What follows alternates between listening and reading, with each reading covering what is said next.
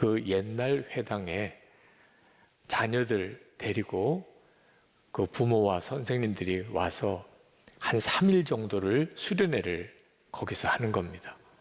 그러면서 그 회당이 지어질 때 일들, 그리고 그 회당과 관련된 여러 가지 사람들의 이야기들을 들려주는 거예요. 감동을 받았습니다. 부모 세대가 당신들이 신앙생활을 하면서 또 미국에서 정착하는 과정에서 하나님의 놀라운 은혜와 또 하나님의 도우심, 역사하심을 하나하나 자녀들에게 다 가르치고 전해주는 일, 그 일을 그렇게 성실하게 하는 거예요. 유대인들이 그냥 유대인이 되는 게 아니구나 하는 생각이 들었습니다. 이 일을 하나님께서 지금 이스라엘 백성들에게 하고 계신 거예요. 하나님은 이스라엘 백성들을 도무지 건널 수 없는 요단강을 물이 끊어지게 하시고 그 요단강을 건너게 하셨습니다. 하나님은 단지 이스라엘 백성을 요단강 건너게만 하신 게 아니었던 거예요. 이스라엘 백성들에게 지시하기를 12지파가 한 사람씩 택하여 그 요단강 안에 있는 돌, 아직 제사장들이 여호와의 언약궤를 메고 요단강 가운데 서 있기 때문에 물이 끊어진 상태입니다. 그 큰 돌을 하나씩 메고 나와서 요단강 동쪽편에 기념비를 세우라는 겁니다. 우리가 요단강을 믿음과 순종으로 건넜다 하는 기념비를 세우라는 거예요. 그래서 그들이 그렇게 합니다. 요단강 안에 그 제사장이 서 있는 바로 그 자리에 우선 12돌을 세워 기념비를 세웁니다. 그러나 그건 누구도 볼 수가 없는 거죠. 이제 요단강 물이 흐르기 시작하면. 그리고 또 하나 요단강 건너편에 길갈에다 요단강을 건넌 기념비를 세웁니다. 하나님이 이렇게 하신 이유는 기억하게 하시기 위해서 그렇습니다. 이스라엘 백성이 오직 하나님을 믿는 믿음과 그리고 순종함으로 도무지 건널 수 없는 요단강이 물이 끊어지고 그 강을 건넜음을 기억하는 겁니다. 그들이 이제 가나안 땅을 정복을 해야 합니다. 그 가나안 땅을 정복하는 과정에서 그들에게 필요한 것은 단순히 요단강을 건넌 것만 아니고 우리가 요단강을 건넜다는 사실에 대한 끊임없는 기억, 믿음이었어요. 하나님이 특별히 중요하게 생각한 것은 그 요단강을 건너는 실제적인 그 자리에 있지 않았던 이제부터 태어날 후손들, 그들에게 요단강을 건넜다는 사실에 대한 분명한 기억을 하게 해주라는 거예요. 6절, 7절에 이렇게 말씀하십니다. 이것이 당신들에게 기념물이 될 것입니다. 훗날 당신들 자손이 그 돌들이 지닌 뜻이 무엇인지를 물을 때 주님의 언약궤 앞에서 요단강 물이 끊기었다는 것과 언약궤가 요단강을 지날 때에 요단강 물이 끊기었으므로 그 돌들이 이스라엘 자손에게 영원토록 기념물이 된다는 것을 그들에게 말해 주십시오. 이스라엘 백성들이 요단강을 건널 때 그들은 정말 놀라고 충격이었을 겁니다. 세상에 어떻게 그런 일이 일어나냐 말입니다.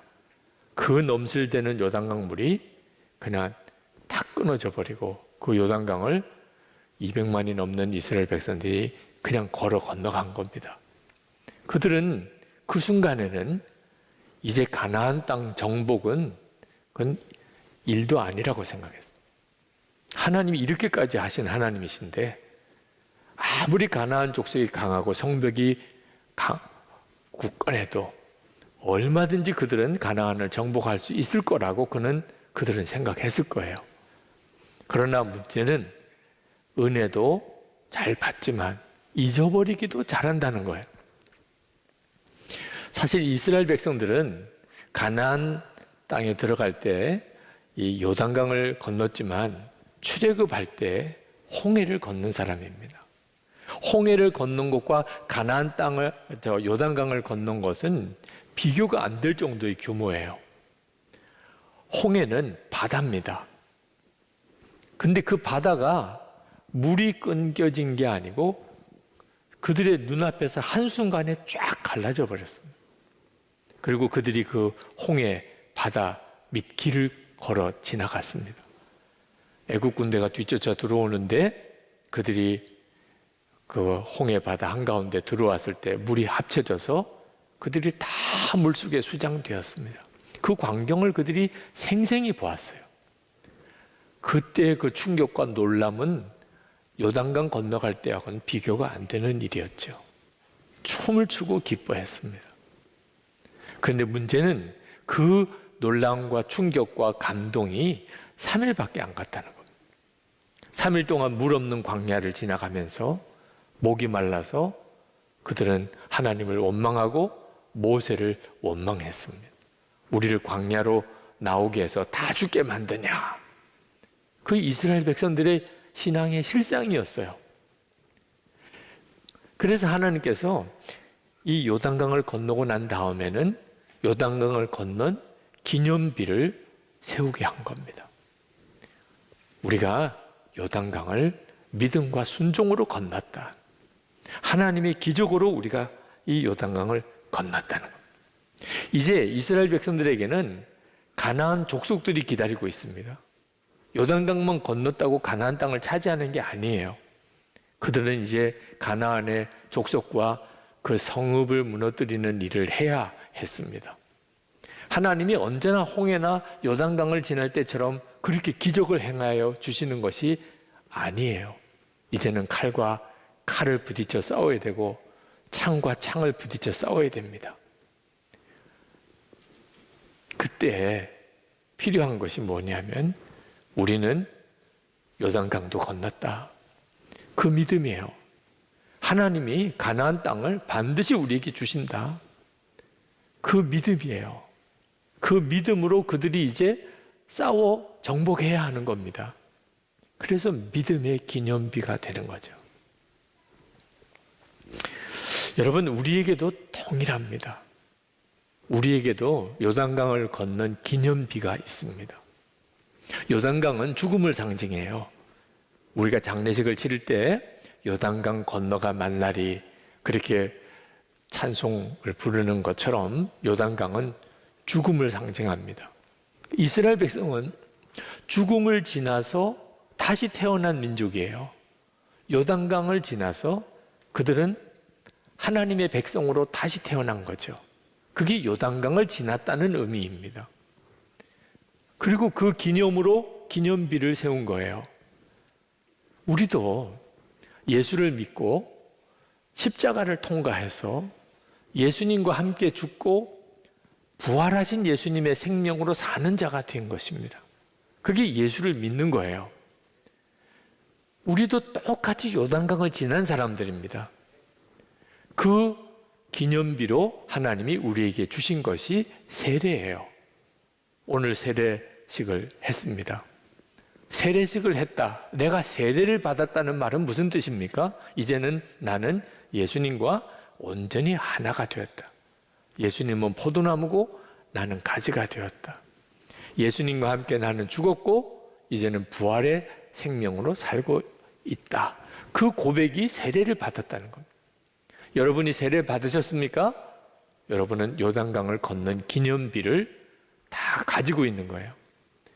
세례 받은 자로서 이 세상을 살아가는 동안 우리 주님 오실 때까지 주님이 나와 함께 계신다. 주님과 나는 한 몸이라는 것을 계속 확증하는 기념비로 주신 것이 성찬이에요. 여러분 성찬 받으셨습니까?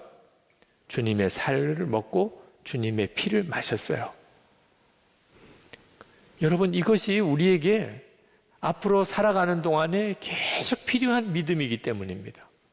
우리가 예수를 믿고 죄와 저주에서 영원히 지옥 갈 자에서 구원을 받았습니다.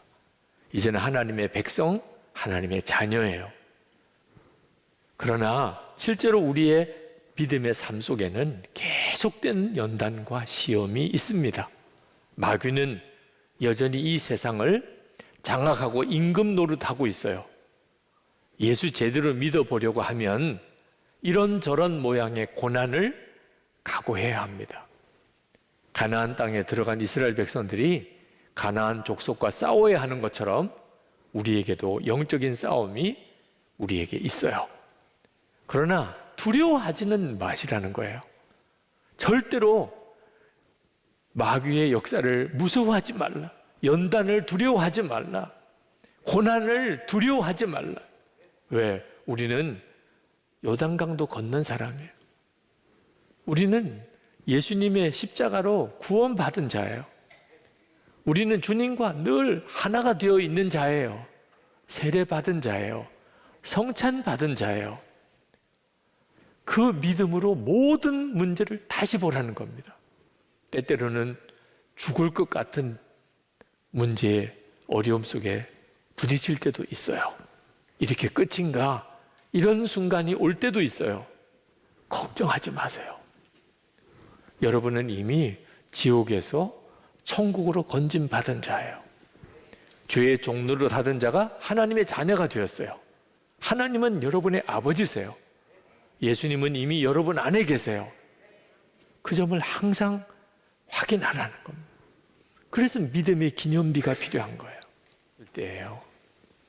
제가 교회 목사로서 성도들에게 올해 추수감사절을 우리가 마음을 다해서 하나님께 감사합시다. 그렇게 말할 용기가 안 생기더라고요. 왜? 그때 정말 어렵게 예배당 공사가 마무리되고 있었어요. 성도들은 이 마무리 공사를 위해서 할 수 있는 모든 것을 다해서 헌금도 했습니다.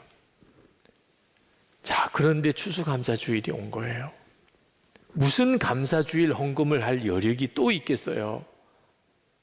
올해는 그저 그냥 절기의 하나로 지나지 성도들에게 추수감사주일을 힘있게 지키자고 말하기가 어렵겠다. 그런 생각이 들었었어요. 근데 그때 하나님께서 저에게 내가 예배당 공사를 다 마무리하느라고 고생하고 교인들도 애를 쓰고 있지만 한 가지 놓친 게 있다는 거예요. 깜짝 놀랐어요. 뭘 놓쳤나? 감사를 놓쳤다는 거예요. 그때서야 제가 소스라치게 놀랐어요. 정말 힘에 버거운 공사를 마무리를 했습니다. 그러나 부채는 엄청나게 많이 생겼어요. 이 부채는 어떻게 갚아요? 또 예배당은 이렇게 크게 지었는데 실제로 그때 당시에 모인 교인은 이 예배당의 3분의 1도 못 차요. 그러면 이 큰 예배당은 도대체 어떻게 다 채워요? 앞으로 해결해야 될 일들이 산처럼 많아요. 그런데 하나님께서는 뒤를 돌아보라는 거예요. 그래서 지나온 뒤를 돌아보니까 깜짝 놀랐어요. 앞으로 해결될 일만 많은 줄 알았더니 뒤에 돌아보니까 하나님이 기적으로 사는 거예요.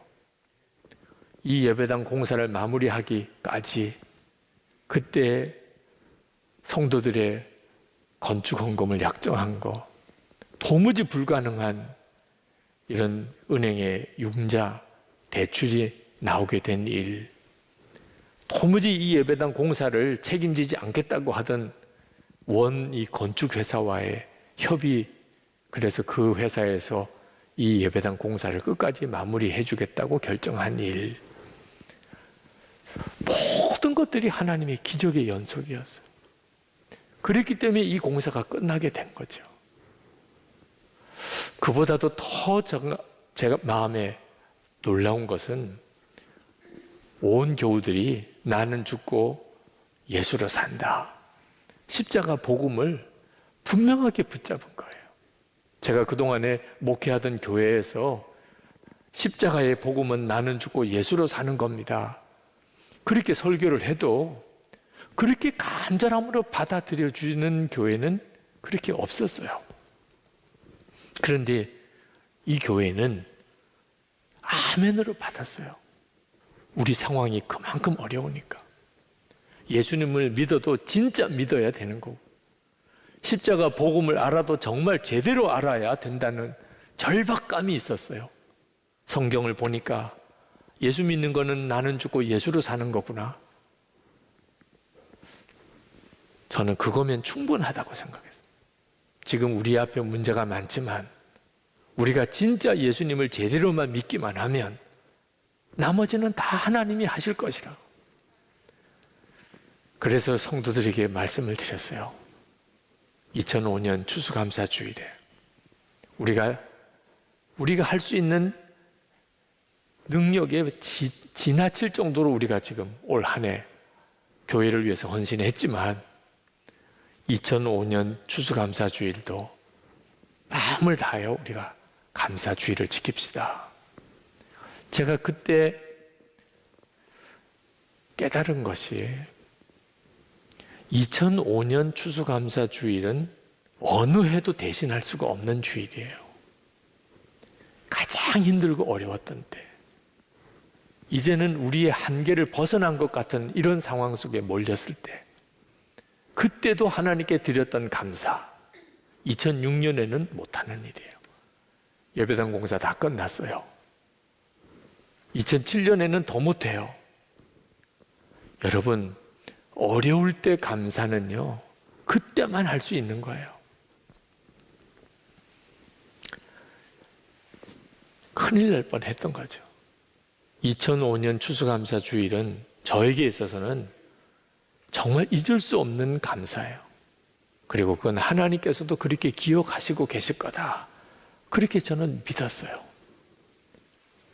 요단강을 건널 때 그때만 그 요단강 속에 있는 돌을 가져다가 기념비를 쌓을 수 있는 거예요. 어려운 일을 겪을 때에만 그때 드릴 수 있는 감사가 있어요. 죽을 것 같은 상황 속에 있을 때 그때만 드릴 수 있는 감사가 있는 거예요. 지나고 나면 그때 그 감사를 드릴 수가 없어요. 제가 2005년 추수감사절에 했던 설교를 찾았어요. 도대체 그때 그 추수감사 주일에 나는 무슨 설교를 했나? 그 설교 맨 마지막에 이렇게 제가 설교를 했더라고요.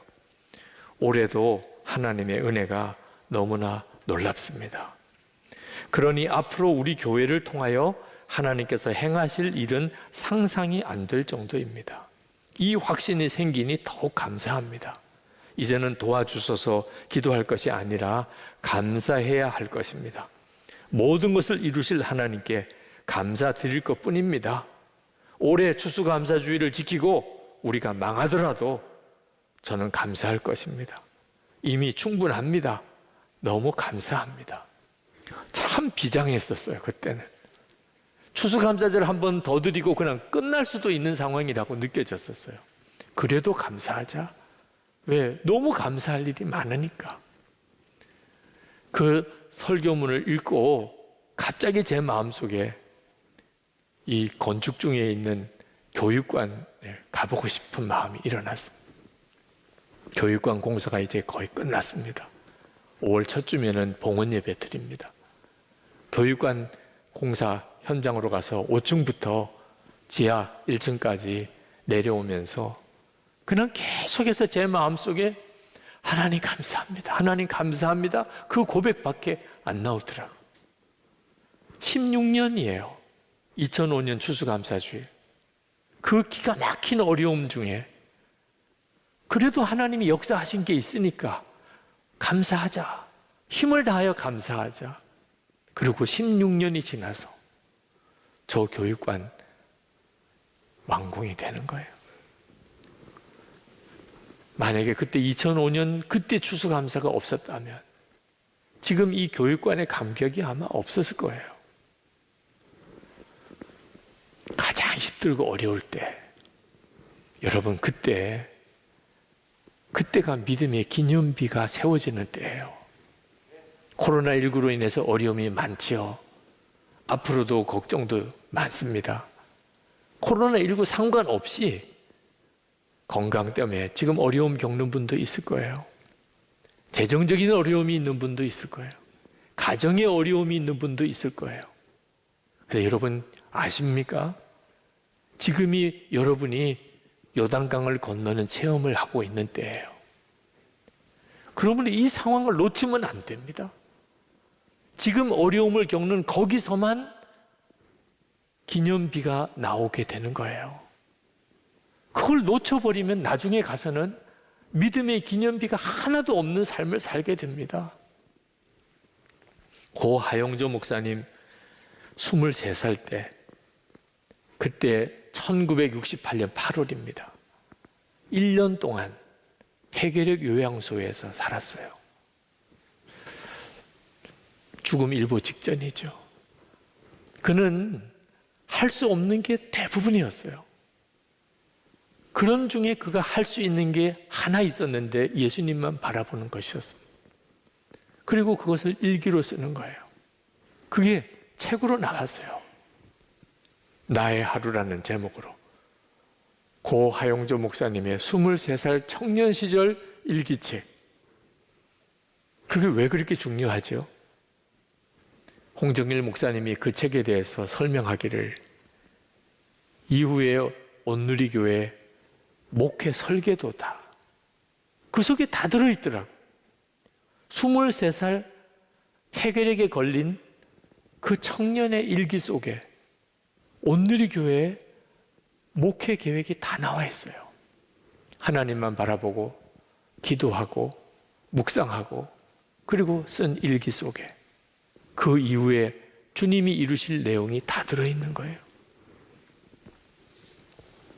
믿음의 기념비니까 그게 책으로 출간이 되어 나온 거죠. 여러분들도 마찬가지예요. 여러분의 10년 뒤, 20년 뒤를 주님은 아십니다. 지금은 죽을 것 같아도, 지금은 요단강 물에 완전히 빠져 죽을 것 같아도 하나님은 여러분을 가나안 땅을 다 정복하는 그런 놀라운 계획을 가지고 여러분을 이끌고 계세요. 그러므로 지금 주님을 바라보면 그 속에서 놀라운 믿음의 고백들 다 나옵니다. 주님과 동행하는 것이 기적이에요. 밥을 먹어도 주님과 함께 먹고, 사람을 만나도 주님과 함께 만나고, 기가 막힌 어려움을 겪어도 주님과 함께 겪으면 돼요. 그리고 그것을 성실하게 기록하는 겁니다. 보세요. 그 일기책이 여러분 자신에게, 여러분의 자녀들에게 기가 막힌 믿음의 기념비가 될 것입니다. 믿음의 기념비를 기록하는 삶을 사시기를 축복합니다. 기도합시다. 하나님, 제 삶을 주님께 드립니다. 주님과 함께 살아보겠습니다. 주님과 함께 요단강을 건너고, 주님과 함께 홍해를 건너고, 주님과 함께 가나안을 정복하는 주님, 제가 그 삶을 살겠습니다. 저를 믿음의 기념비로 쓰소서. 제 삶을, 기가 막히게 어려운 지금 제 형편을 믿음의 기념비 삼으소서.